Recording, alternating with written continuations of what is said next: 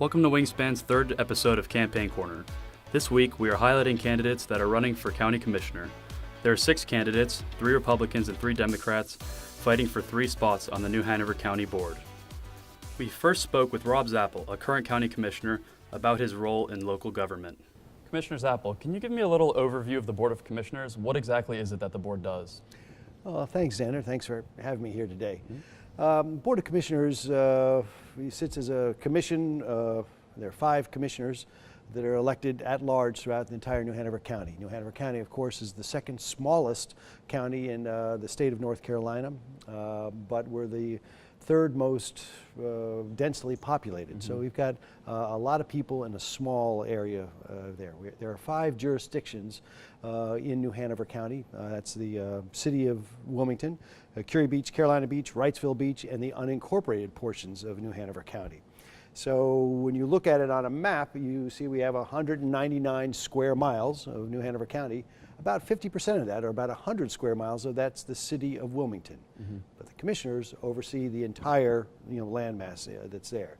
So that leaves about 100 square miles in the unincorporated portions of New Hanover County. And if you look at it from a zoning area, and I'm sure we'll talk a little bit more, and planning area, the city of Wilmington is about 84–85% built out, whereas the unincorporated portions of New Hanover County is only 60% built out. And that's why people often ask, what are the difference between the city and the county? When you get to land use issues, that defines it a lot. The city is much more developed than the unincorporated portions. Now, the county commissioners see that the budgets are there, or the money, whether it flows from the federal government, the state government, or is it derived from here locally, for most of your essential services. The schools, the K through 12, the Cape Fear Community College is funded by the county commissioners through tax dollars, et cetera. The public library system, the sheriff's department, the fire department in the unincorporated portions of New Hanover County, your public health system, the arboretum, the judicial system, the infrastructure for the judicial system here. So everything that touches your life in an essential infrastructure way as far as government goes flows through the New Hanover County Commissioners. Could you explain to us a little bit how the election process works for the New Hanover County Board of Commissioners? Sure, it's the same process that any elected official has to go through. We have a board of elections, which is independent of the county, although we do fund them, but they act independently.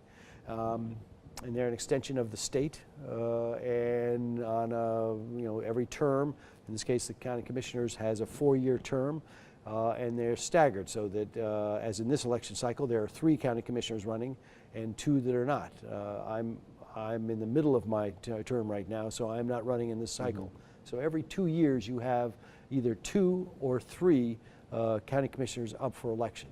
You run at large, meaning there are no specific districts that you represent. You represent all the people, including the people in the city of Wilmington, by the way, all 220,000 people in New Hanover County. And you have a campaign process that I think we are just the beginning now, that you can put those dreaded yard signs out, that have the campaign on there 30 days before the first day of early voting, and we're just coming up to that point right now, so you're starting to see those sprout up all over town. Then you campaign, generally either Democrat, Republican, or you can run as an independent as well. The interesting breakdown here in New Hanover County is it's about a third, a third, and a third when you see those people how they're registered. About a third, around 50,000 are Republicans, 52,000, about a third Democrat, and I think it's 49,000 or another third for independent voters, which, by the way, they're the fastest growing numbers. A lot of people are not signing up as Republican and Democrat, signing up as independent, reflecting what's happening actually across our entire nation right now like that. Then you go to the election day, which is in this case November the 8th, and everybody votes, and also early voting, and we have 17 days of early voting that is prescribed by law here in New Hanover County, and then you can also vote by mail-in vote. If you apply for that, they'll send you a ballot. You sign it, send it back in. So those are the ways that you get the ballots in. They count the ballots, and those who win will get the most votes they win. If you're within 1%, close to a tie, but within 1% of the total vote, you can ask for a runoff or a recount, and then you follow that process there until you come down to find who wins and who doesn't. Mm-hmm. Next, we spoke with several candidates about the campaigning process. We asked each candidate what his or her goals were for the election. Have adequate planning for the growth that we're going to experience. And a lot of the problem with the growth is whereas we're going to grow 60%, we're going to see Pender and Brunswick grow by 100 or 200%. And where are they going to go for shopping? And to go to the beach, they're going to come here. So it's difficult to adequately plan for growth in other counties where it's planned for our county too. But we have serious issues here as far as planning and growth and making sure law enforcement has the adequate training they're needed, and being a product of the public schools and a graduate of UNCW and having a son in the public schools, it's important to me that every child has access to a adequate equal education, and that's not happening in New Hanover County. We see a lot of schools that are mostly African American and their test scores are way down, and that happened because of the redistricting, whereas commissioners don't redistrict, school boards do, but we need to take a look at that. My goals in running for county commission are several-fold. I am, by nature of what I do every day, am a fiscal conservative and a numbers person. I think it's very important that we keep an eye on tightening our budget, just like I would do at my home or like our citizens do in their own homes. It's important to watch every taxpayer's dollar like it was your own. And that's the first thing I think that is vitally important.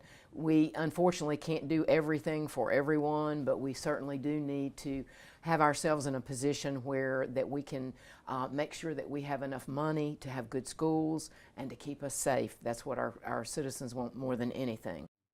One of my biggest goals and accomplishments, I think, was when I was chair of our board in 2011. I led our county in its first strategic planning session. Mm-hmm. The county had not done a strat planning session in over 17 years. Wow. And when I got here, I'm thinking, how can you have a county government running an entire community, mm-hmm. but not have a planning document and a visioning document to guide where you're going to go? Mm-hmm. So we hired a consultant. They came in and met with many of our countywide staff and helped us formulate a plan. Then we had a couple-day work session. And out of that, we came up with 8 pillar goals. Mm-hmm. And one of those was economic development. Mm-hmm. And so now, for the first time ever in county government, we actually have economic development as a core value in our budget, mm-hmm. and resources dedicated to economic development and bringing other companies and jobs to our community. Mm-hmm. Well, 4 years ago when I ran, my goals were to keep a watchful eye on every tax dollar and restore honor and dignity to the board. It's very important to me in the way I live my life and the way I run my business that I keep promises. I keep promises to my family, I keep promises to my clients, and it was extremely important to me to keep promises to the voters that elected me, and I've done that. For 2 years that I was chairman, we didn't raise taxes. Our savings account went up, our bond rating went up, and the last 2 years you've seen some failed leadership where you've had taxes skyrocket, our savings account go down, and so really I want to make the promise again that we're going to restore leadership and honor to this board, and we're going to do it in the right way. So one of the big goals that I had, the broad goals that I had, was to change the nature of the relationship between the local government and citizens. Right now you have a local government that has meetings at 9 in the morning, 4 in the afternoon, and they call them public meetings. But my public is working at that time. My public is in class at that time, and so I feel like there's not a lot of room for two-way communication between the citizens of New Hanover County and the board. I want to go in there and make it easier to communicate with local leaders and let people know how local government is affecting their lives. Our next question inferred about the challenges of the campaigning process. A lot of what we do is strategic, and all the things, and something that I've had to come to grips with in working in the government, is that things don't happen overnight. All these plans, these last 2 projects I talked about, have taken years to develop and will take years to get into completion. And something like the comprehensive plan is a document that will carry forward for 20, 25 years, long after I'm gone. So having to think in strategic and long-term measures, that's it's a little frustrating. Someone like myself coming from a small business. I've owned small business my whole life, as my wife, and wanting to move quickly and rapidly and make a difference quickly. You have to kind of readjust that and think in the long-term basis. The challenges of the campaign process are just, meeting new people, letting them know what you stand for. Part of that is accomplished by fundraising, and, you get criticized if you don't raise money because they say, well, you're not out there in the community. And then when you do raise money, you get criticized by some for raising too much. Right, And of so, course. you strike a balance, and but you have to raise money to put your message on television, put your message on the radio. Well, it's a challenge to campaign at this level, from going from a state senate seat where I was spending and raising, upwards to $500,000 for the same district. So it's a lower budget race that I'm doing, and trying to balance, as a lot of people, I'm a mom and I work full time, and running a campaign, it stretches us pretty thin. I'm certain my family will be glad when it's over. Oh, no doubt. First of all, people don't know who I am, and second of all, when they learn who I am, it takes them a couple of months to actually pronounce my name correctly.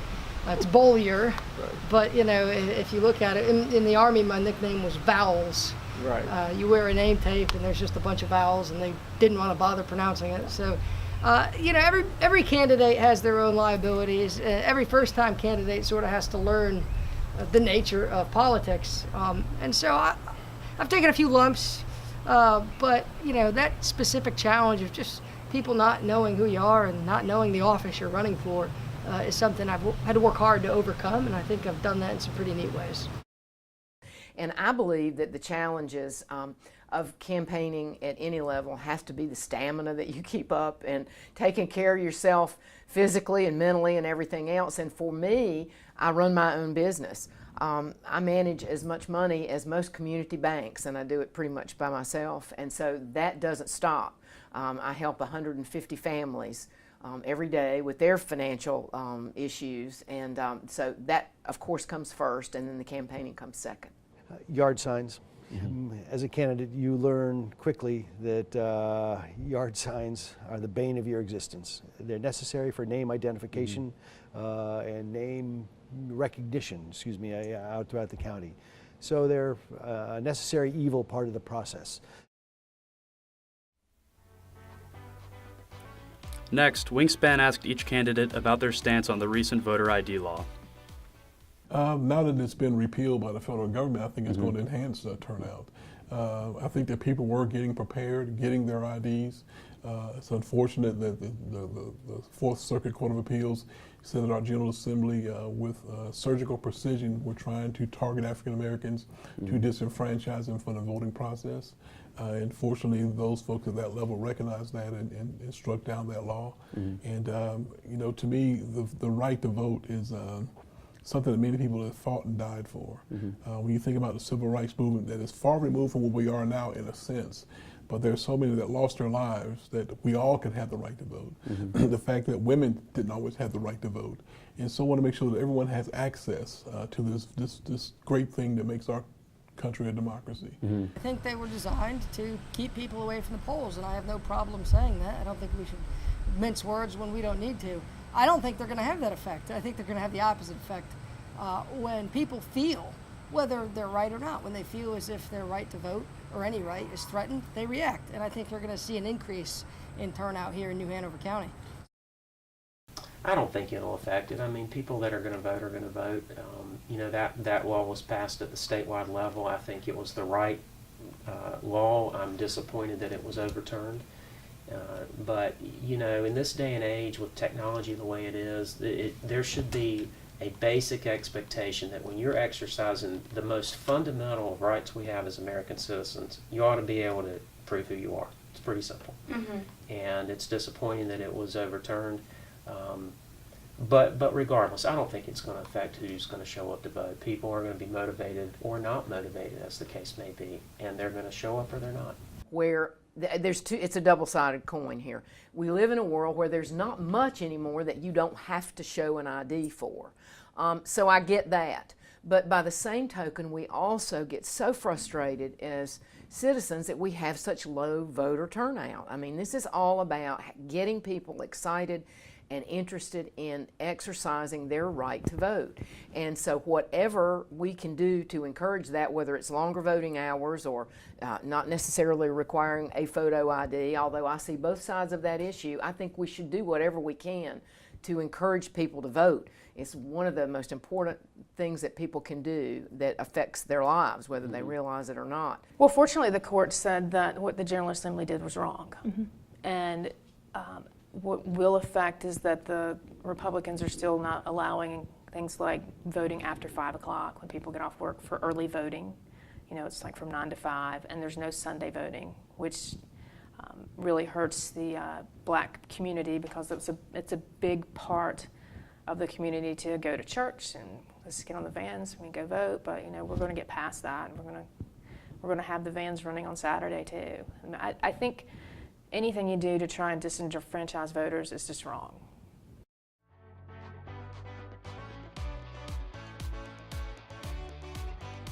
As you said, you're not currently running for re-election, but Right. for the commissioners who are running, they're running for themselves. But something unique about the county commissioner race is that they're running for themselves, but there's also either 2 or 1 spot open. Can you talk a little bit about the dynamic of them running for themselves, but also rooting for somebody else for the other county commissioner chairs? Yeah, it is really interesting. It's there's 2 basic ways to do it. You either run as an independent in the sense of, you know, say if you're a Democrat and there are 3 seats that are open, you can make the choice of, you know, I'm running by myself, or you can run as a slate of people. In this case, we have 3 Republicans running for 3 positions on the county commission, and there are 3 Democrats that are running. In this race, the Republicans, 2 of the Republicans are basically running together, Pat Kuzek and Woody White, and they've announced that very publicly that they're running together as a team. The 3rd Republican is not and has large differences with the other 2. On the Democratic side, all 3 are running essentially as independent. So when you, as a candidate, you often encourage other people of your party to come to your fundraisers, etc. And each candidate kind of accepts that when they can, or has their own philosophy on whether they will be there to support or not to support. Because I think the inference of your question is that you're essentially running against each other all the way around. So it's something you have in the back of your mind, whether you think you have a stronger chance running with a slate, whether it be 2 or 3, or running as an independent. No longer are you allowed in the voting process to vote straight party. It used to be where you'd hit one button or pull one lever and you just voted for all the Republicans or all the Democrats. You now have to go down and identify each one of your votes. So it's possible for the voters of New Hanover County to look and vote for 2 Democrats and 1 Republican if they want. Key to all of this, of course, is an educated electorate and doing your homework as a person who lives in New Hanover County to see who it is you support, and sometimes it can only be 2 people. Remember, you may have 3 chances to vote, but if you tried, you can vote for 1 person, or 2 people, or 3 people. But it's important that you educate yourself to find out who you align with, either politically or what their stance is. Our last question asked about how to get a younger audience involved in local politics.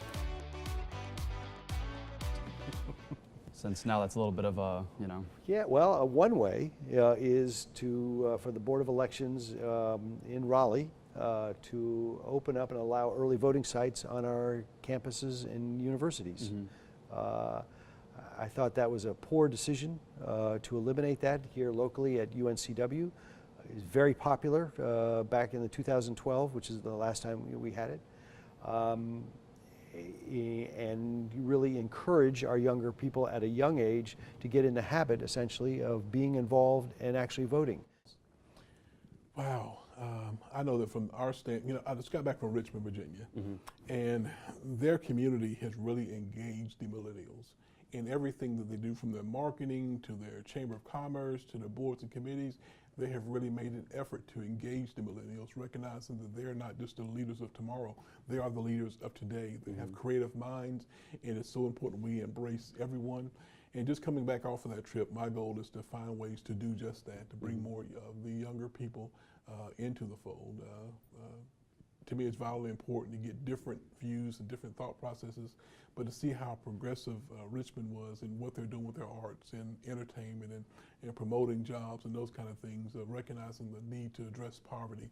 But these are ideas and concepts coming from multi-generations, and we locally, we need to figure out how to make that happen here locally. Not take it for granted. Accept every invitation they're asked Right. to go out and talk to young people, whether it's at community colleges or universities or high schools, because a lot of times high school kids, they're 16, 17, they're just on the cusp of being able to vote and starting to take a little more interest. And so I always encourage other candidates or people that are trying to get involved to go out. If somebody asks you to come speak to a poli-sci class or an English class or history, go out there, go meet kids. And return young people's phone calls and emails when they email you, and I always do that. And so, it's a group of people. They need to be educated on why it's important to vote, and they need to know that their elected officials are responsive to them. I teach at Cape Fear Community College. I've taught here at UNCW. And one of the things that was so distressing was you hear students, and they don't believe that people who want to do good things in government can accomplish those things. They don't believe that government can be a place of good where great change can be effected. They just have stopped. And if you live in a democracy and you don't believe that government can be a source of good, you've given up the game. And I think in order to re-engage young people, you need to go where they are. I've done canvases downtown. I have a stamp instead of literature. And when people go, out having beers on the river walk or getting ready for a night out, you go where the fish are. I mean, that's the way fishing works, right? That's what I'm told. That's a great question. I think that what some of the campaigns have done by going on campus and trying to empower students to get involved, to realize that your vote does matter. I know when I was in college, I probably wasn't paying attention to what was going on. If it weren't for my mother taking me when I was in high school to the library and making me register to vote, I probably wouldn't have paid as much attention as I should have. But I think your generation is so different than it was when I was growing up. You're more involved. You are more forward-thinking. We all face a real challenge at every level of government, and even moving forward and doing the right things to get young people excited and involved in the process. The young people are going to be the leaders of tomorrow. I've had the opportunity since running for county commission to meet some really, really great students that are on campus, and it makes me feel really good when I have a conversation and I walk away and I think, wow, I feel really good about turning over the reins to somebody like that. And I think there's so many, I really do think that we're, again, people tend to lump people in one category or another, but I think there's a lot of young people and students coming up and young people that have just graduated that do want to be involved. And again, I think we focus on the minority of the people that kind of are apathetic and don't care, but there are a lot of people who do want to get involved in the process and to help make their communities and their nation better. I mean, young people are our future. We need smart, involved, thoughtful young people with common sense and good heads to turn this country over to. And anything that we can do to make that happen is a winner for everybody.